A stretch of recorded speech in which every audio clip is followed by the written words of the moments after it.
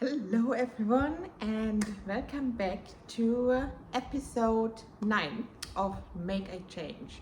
My name is Kate and I am an accredited sports nutritionist as well as a certified personal trainer, and I'm here because I want to help men and women finding confidence, food freedom, feeling the absolute best inside themselves, and often, physical changes. Yes, of course, we do want to see the changes in the mirror, because that is why we're watching our food. That's why we're going to the gym. We want to see the changes in our body. But often we do not get there because of mental blockages. So, and that is what I have seen over the time. Not only, I have seen it in myself, and I have seen that over the years in my clients, over and over and over again. So about 2 years ago, I developed the Lean Forever method, as you do probably know if you have been watching me for a little while. And so the Lean Forever method doesn't mean you have to be shredded forever. So this is not what I want to express with that. It's just often we're going into fat diets, crazy diets, and we do see progress, we do lose the weight, but often rebounding back to the weight that we were before. We regaining the weight and then we're feeling like frustrated. And guys, I have been there myself. I have struggled with binge eating. I'm not diagnosed, but it was binge eating. So it started with constantly overeating, so I wouldn't even call it a binge, to be very honest with you. But it turned into binges, like I'm telling you, 3,000 to 4,000 calories within 30 minutes. That's definitely a binge. As I said, I'm not diagnosed, but yeah, it definitely was playing a big role in my life. It was putting big on my mental health, but at the age of 14, you do not believe that you have a mental problem. You do not believe, or you do not know what is happening with you, why are you doing this, and why you're feeling this way, or why you're gaining weight, especially at this age. You're like starting to become a woman, like you're looking at yourself in a different way. And yeah, you do not understand everything about your body. To be honest, I haven't understood my body in many, many years. I only started understanding when I actually started studying my diploma in health science and nutrition. So, and then I did my personal certification where I learned how to move and why this pattern, like this movement pattern, and why it is important to have a certain exercise selection for certain body types. Why do we eat the way we eat? And to tell you, like, eat your protein and eat your veg and go to the gym, firstly, you know that yourself. I don't need to tell you that. And secondly, I find it incredibly boring. So I really want to go back to really the root causes. Firstly, why do we have that goal in the first place? And then secondly, having a physical goal, like for aesthetics, yes, that's absolutely. I mean, I'm training currently for a bodybuilding show. I'm in my fat loss phase to stand on stage. That is an aesthetic goal, and there's absolutely nothing wrong with it. But let me tell you, when I was doing my first show, it was about 2 years ago. That was the time when I started therapy sessions with a psychologist. It was about, this is when I actually noticed I was already 35 years old, guys. I was dragging that along with me all my life. Sometimes, some seasons of my life was better, some seasons of my life was worse, and here I was really at my worst after this bodybuilding show. And no, it has nothing to do with that sports. That sports itself, the bodybuilding itself, which is the training and actually knowing how to eat to get a certain outcome, this is actually what gave me confidence. But then after the show is like I regained the weight so quickly. I gained 10 kilograms in like 2 freaking months. I was so unhappy and frustrated because I was so freaking lean. And I thought I can have that for the rest of my life, this extreme leanness. But it's not sustainable. And I think we have to, especially after something extreme like a bodybuilding show, I think we have to shift our mindset to regain some body fat. Not in a way that I did, because that was not what I wanted for myself or not what I want for anyone. This was something that that came with a mental block. So I was struggling with low self-esteem, confidence. My business wasn't running great at this point, and I had some, little bit of like conflicts with family, and everything was just kind of going to shit. So it had actually nothing really to do with my weight or the food. That was the outcomes of my actions. But the root cause was not my body. The root cause was all this shit that I was dealing with. And there are no people to blame. There is freaking mosquito. It's only myself that was to blame. Because I'm the driver of the car. I am the one who can make a change. And I decided to finally do something, which is looking for psychological help. And I think that was the best freaking choice that I ever made in my life, because once all of those blockages I got locked, and once I actually understood what was happening with me and it was funny because throughout these conversations I figured out that I was dealing with this problem from the age of 14, 15. As I said, at the age I wasn't realizing that because I was a child. But like then in my adult life, my psychologist led it all back actually to my childhood, and a lot of things became clear, and it helped me to move forward. Now I'm in prep of my second bodybuilding show, and I have to say I'm doing actually really well. I still have some self-doubts here and there. I still like sometimes want to give up. That's all human. But at the same moment when I'm having those thoughts, I kind of give myself a imaginary kick in the bum, and I move on with my life, because in the end of the day, nobody is forcing me to do that. I want to do that for myself. The best part though, when I was changing myself and changed my mindset, my business changed, my clients changed, because I was reflecting something positive, and I was reflecting something like a can-do attitude. I also was actually listening to my clients. Like I was more open. I was able to actually put myself in their shoes to understand what their actual problem was. And yeah, this was exactly that time when I knew where my place is, and I knew what I actually want to do with my business. And that's helping men and women not only getting to the physical aesthetic goals, but also really helping them to understand their bodies, to understand the root causes.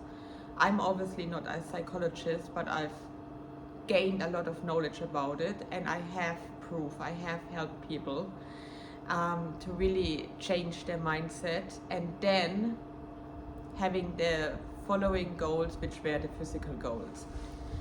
So a little bit of an intro. That was actually not really planned for today's episode, to be honest.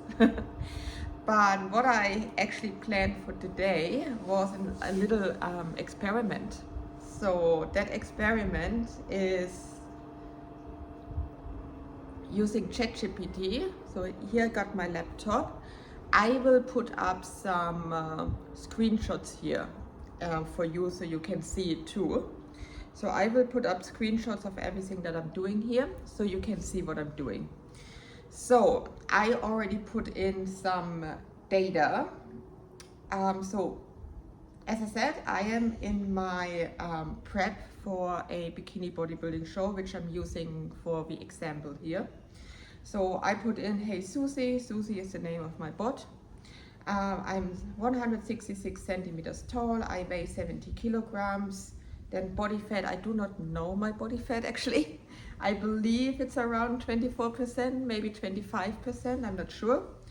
And I need to go down to 12% body fat. That is just a number that I chose. When you look at those girls online, yes, they are, of course, they're ripped. 12% is like really freaking lean for a woman. And every man, every woman does look different for a certain percent of body fat. Like I can diet down to 12% body fat and look super, super ripped, while another woman might need to go down to 10% body fat to look the same ripped, or vice versa. Alrighty. So, but I just wanted to put in a number, like I had 12% body fat on my mind, because it's kind of like the average. To be honest, some of those girls are probably below 10% because they're so freaking ripped. But there are many, many different. I think 8% is actually for the next higher category. Not too sure. Like let's roll with 12%. 12% is extremely lean. So for my bikini competition, the competition is on the 13th of September 2026. Today is the 29th of March. So obviously you guys are probably a lot smarter. You would put in a lot more information. I guess like maybe calories you're eating or whatever. But as I said, play along with me. So I didn't give it a lot of information, but because I wanted to see, that's my washing machine in the background. So I wanted to see with what the bot is coming up. So it started here with starting point, the stats, the goal, and it does a little bit of a calculation already with what my lean body mass is and therefore my fat mass. So the way how this is calculated is you have your weight and then you have your body fat. Let's say in my case it's roughly 24%, maybe 25%. So you go, that percentage, you take it off your weight. So it's 70 times 0.24. Then you got the fat mass, and this number you deduct from your body weight to have the lean body mass. Okay, so your lean body mass is everything that is not fat. Fat mass obviously is your body fat, and then lean mass is everything that is not body fat. So that's your muscles, but it's also your organs, that's also your skin, your hair, your nails. And even if you do like a DEXA scan, for example, even the food that is maybe still sitting in your tracks, that's also counted as lean body mass, as well as water, any liquids that's in your body. Okay, that's all lean body mass. So then it says me about like my stage goal weight. So the target weight, it has been already calculated, 60 to 61 kilograms. That is actually the exact calculation that I have for myself as well. I show you the screenshot here of my Excel file. So you have proof. So then it tells me it's 24 weeks. Okay, that's nothing difficult to figure out. And then it goes with a weekly target loss of 0.4 to 0.5 kilograms per week.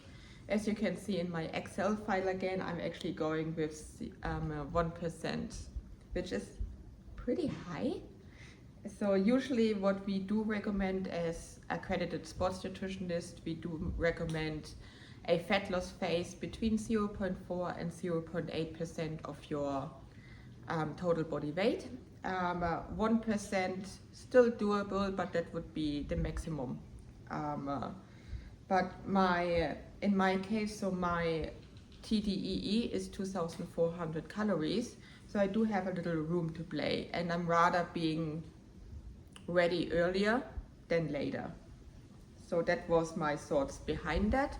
And also, if I do have a few bad weeks, so I always have, like for myself as well as for my clients, I have like a high performing plan as well as a backup plan for the days I'm not feeling well, for example. So and at the same mechanism I also have set up for my clients. So the goal drop. So in here, it's in the next one, he kind of gives me phase 1, phase 2, phase 3, and calls it names. Build momentum. Yeah, I'm fine with that. The first drop around 4 kilograms in the first 8 weeks. That's very sustainable. It gives me a step count from 8 to 12 Ks. That sounds reasonable. Then weeks 9 to 16, another drop of weight. It tells me that I should watch hunger, recovery, sleep, which is exactly what I would suggest in this time as well. I actually give my clients, because I do not train athletes, I would like to in the future, but all of my clients is lifestyle coaching, and usually by week 7 or 8, I actually give my clients, after a discussion of how they're feeling, some people are fine and we keep going, but on average, after 7 to 8 weeks of dieting, it's something that's called like hunger is getting kind of really noticeable, and like there's something that's called dieting fatigue.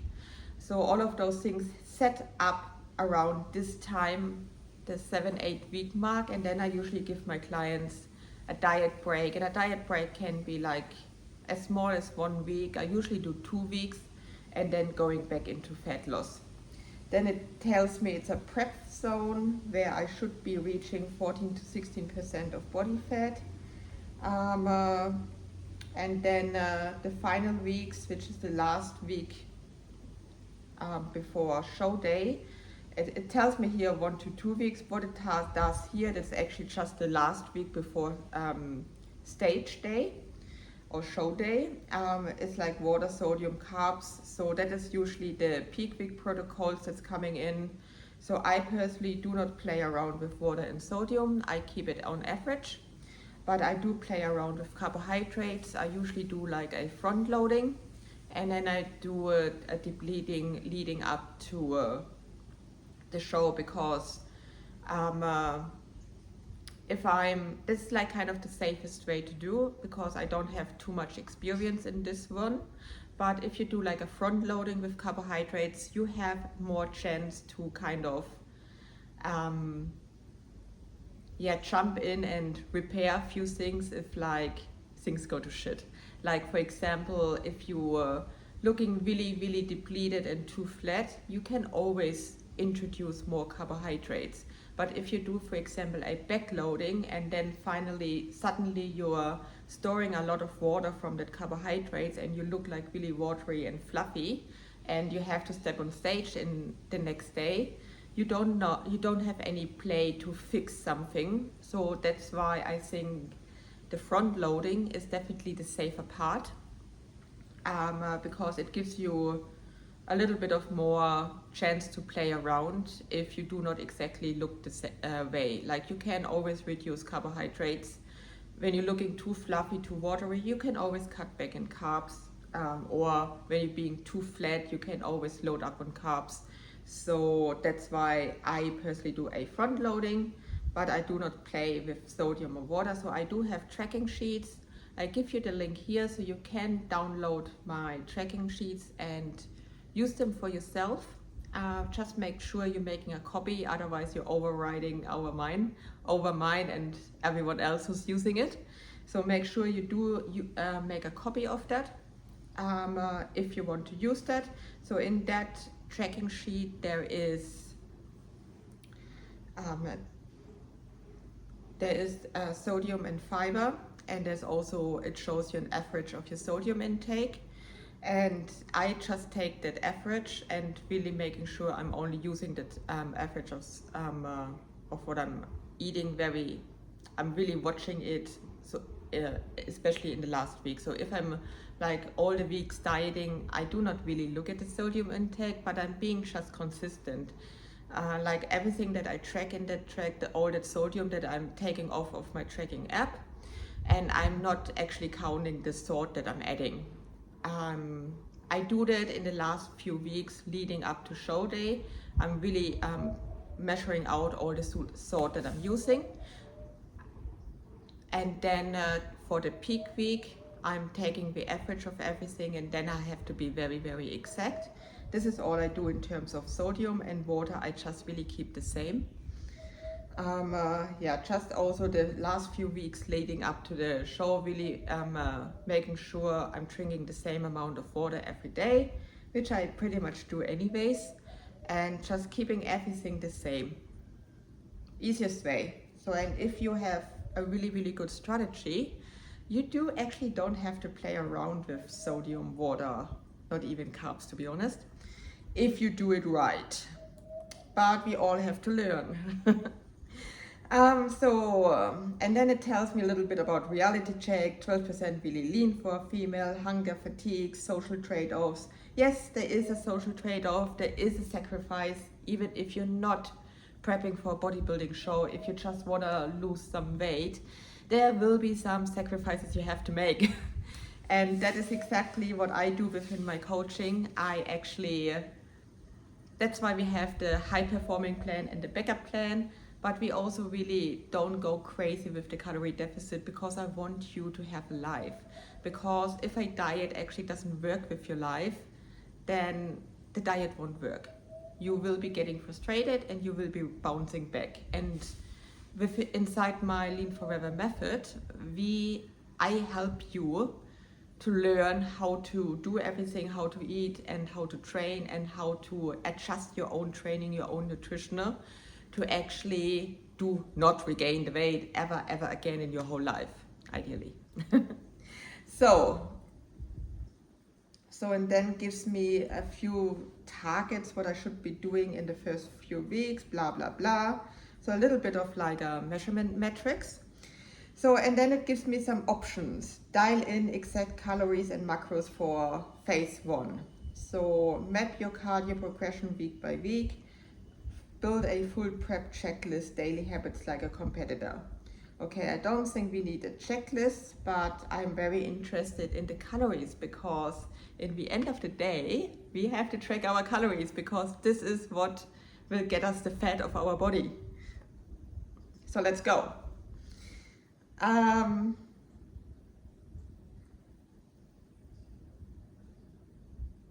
By the way, guys, I haven't prepped this before.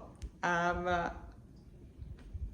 do have an idea of what it should come out with, but I'm hoping that my idea was to prove you that it's all wrong in Chat GPT, but at the moment it's actually looking pretty good. So let's go.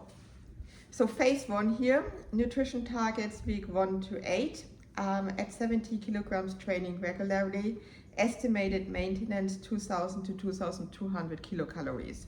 So of course, to set up a fat loss plan, we do need to determine your TDEE, which is your total daily energy expenditure. So, and that is the amount of calories that you maintain your current body weight. So that number for me is wrong, based on, I can't even remember what I calculated. So when I first calculated my TDEE, I think I came up with a similar number. I think I came up with like 2,300 or maybe even 2,400. I don't remember actually, because what I did, I was setting up my calories according to the calculation number I got, and then I needed to confirm. This is what I do with my clients as well. I calculate their TDEE and then I'm giving them the macros, and then I tell them, so you need to stick to this for 2 weeks. It will suck, but stick to it exactly. because I need to determine that TDEE, and once we have reported evidence that this number is the right for your body, because we can calculate as much as you want, your body is not an exact calculator.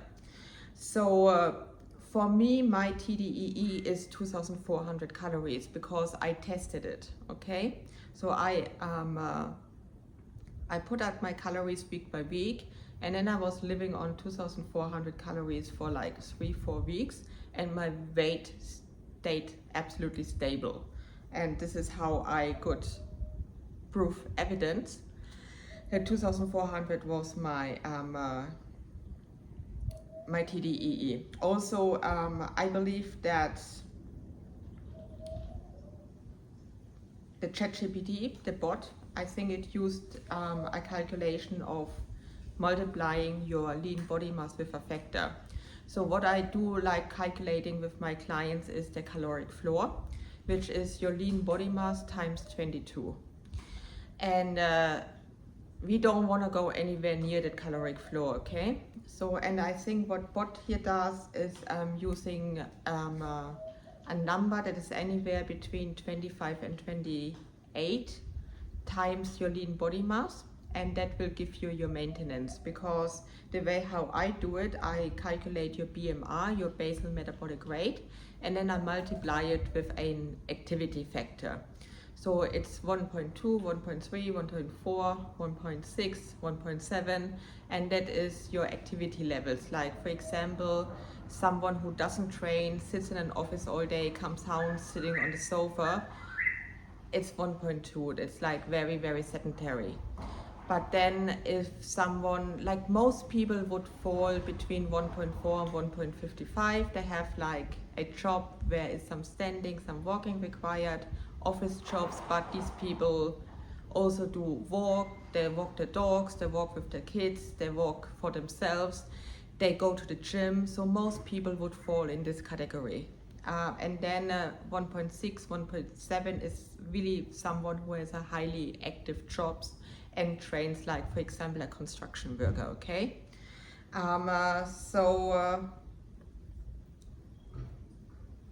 Here we start controlled, not aggressive. It says here 1,650 calories it's given me.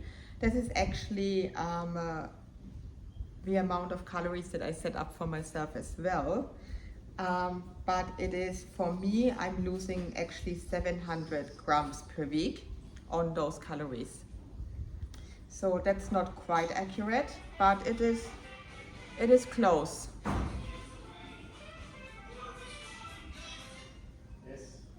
That's my partner in the background.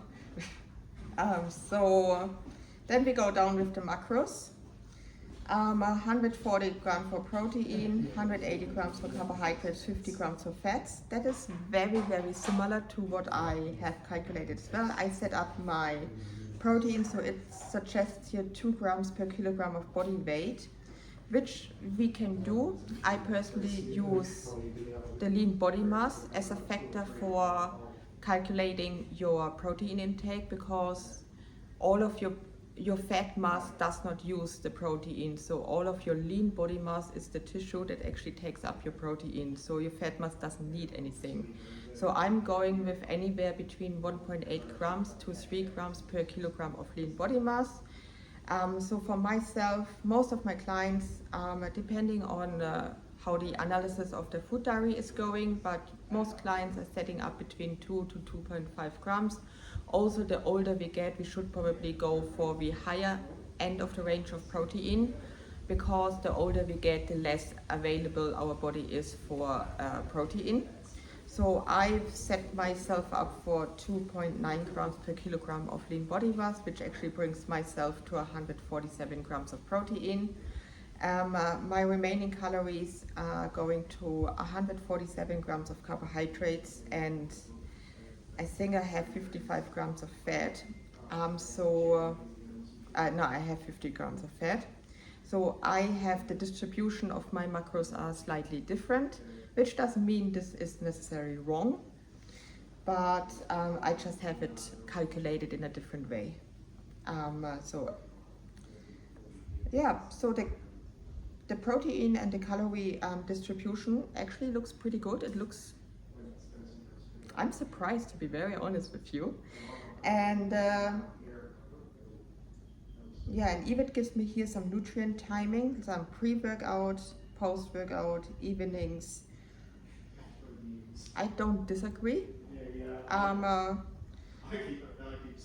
I would not, for the pre-workout, I would not recommend oats because it's a complex carbohydrate. So as a pre-workout, you do want the simple carbohydrates, like that stuff that is considered as unhealthy.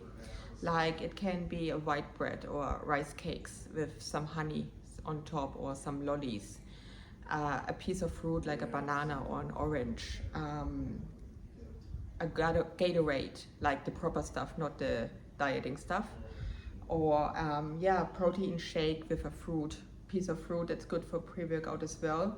I would not necessarily have the oats unless you're eating them about 2 to 3 hours before your training. But if you're having your pre-workout like 30 to 60 minutes before your training, then definitely go for the simple carbs because that is what is giving you those immediate energy. And if you have a complex carbohydrate like oats, it needs to be broken down first before the body can use it for energy. So for post-workout, those oats, for post-workouts, carbs and protein, I agree again. Chicken and rice, yeah, that's perfect. Again, use simple carbs because after the training, your muscles are also most sensitive. So make sure that you're getting in the carbohydrates that will be used by the muscles a lot faster. Also, it has been debunked that you have to have a post-workout shake or post-workout meal right after your training. It has been said, get it in within the first 30 minutes after your training. That has been debunked a long time ago, so that post-workout window is a lot bigger than we thought. It's actually about 2 to 3 hours after that you should get something in. Evening proteins and fats, that helps with satiety. I absolutely agree with that, but also it's not wrong to have your carbohydrates in the evening. If you, it depends on your hunger levels. Like if you're a person who is more hungry in the evening, then have your biggest meal in the evening with proteins, fats and carbohydrates, especially if you do want, if you have like problems sleeping, I would actually recommend to have your carbohydrates in the evening because carbohydrates are onsetting your melatonin, which is your sleeping hormone. So all in all, would be interesting. So it gives you then the option to give you like a full day of eating, so probably some sort of meal plan, build a weekly check-in system like a real prep coach. Let's look at this real prep coach check-in.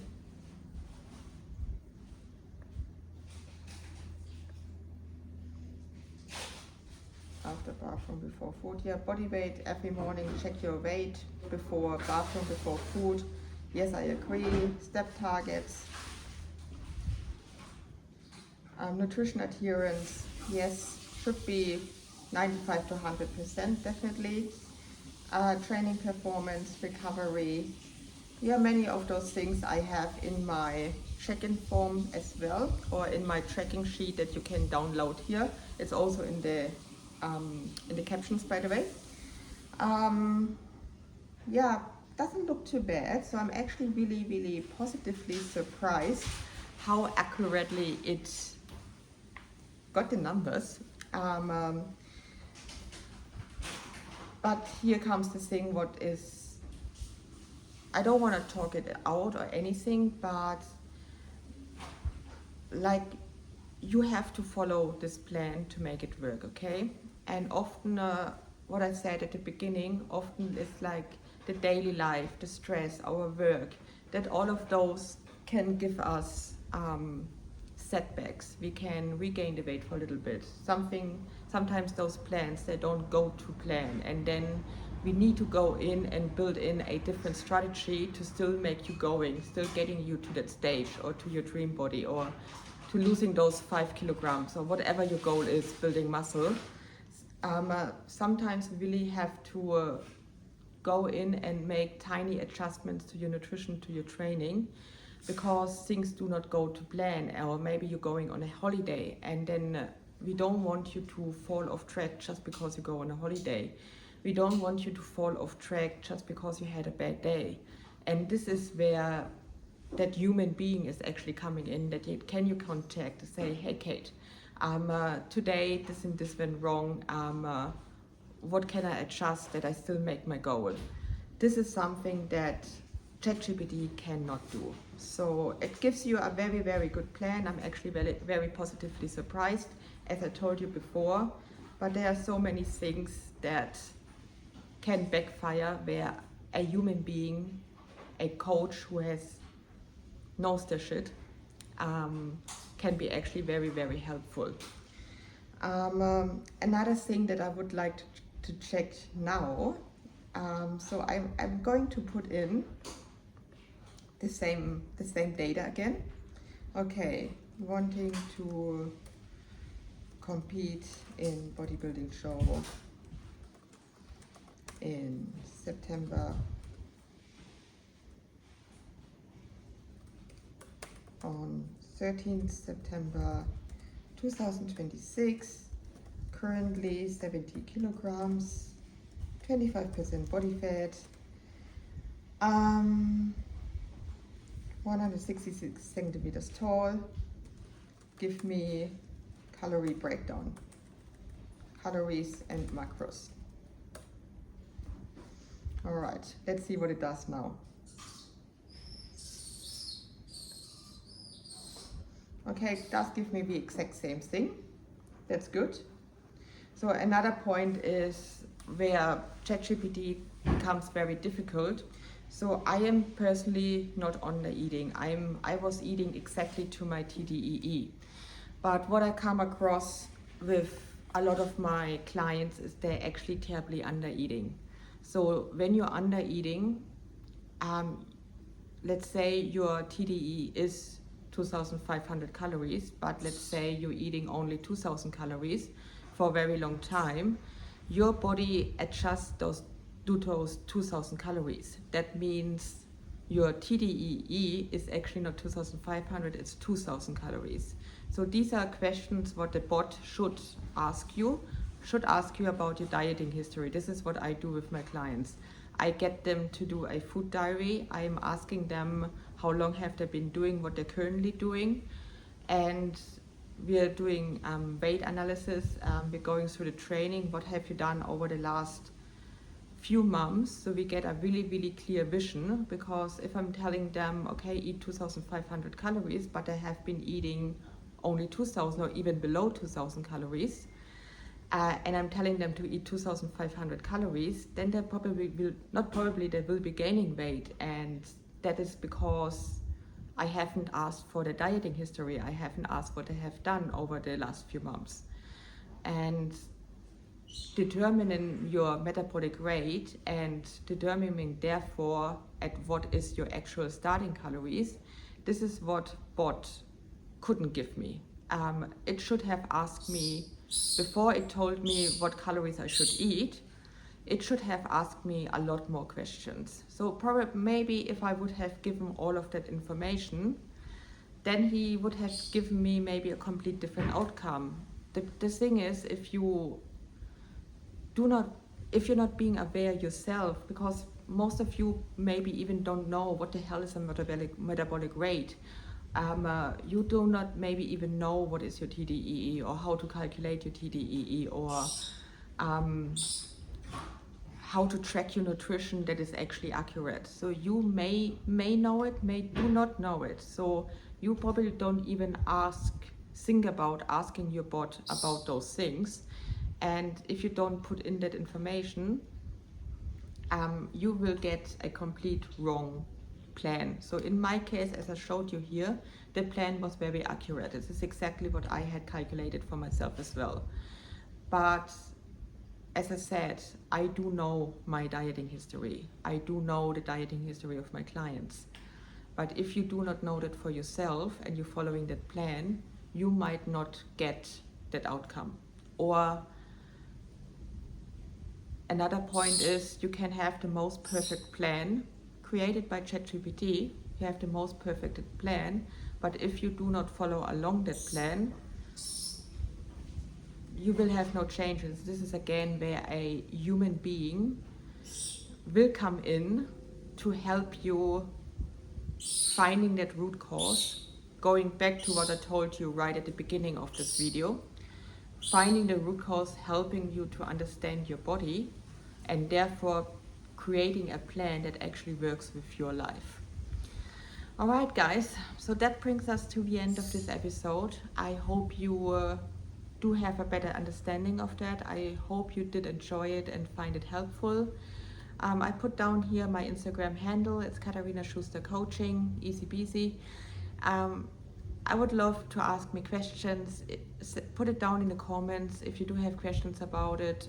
I also have a link in my caption for personalized one-on-one coaching, as well as you can contact me on my Instagram, where I'm posting daily education and many different things all around nutrition, training, mindset. And yeah, I'd love to hear you, and I'd love to help you out. And if you're interested in getting deeper, send me a message and let's have a chat and see how my method can help you. All right, guys, have a great week, and I talk to you in the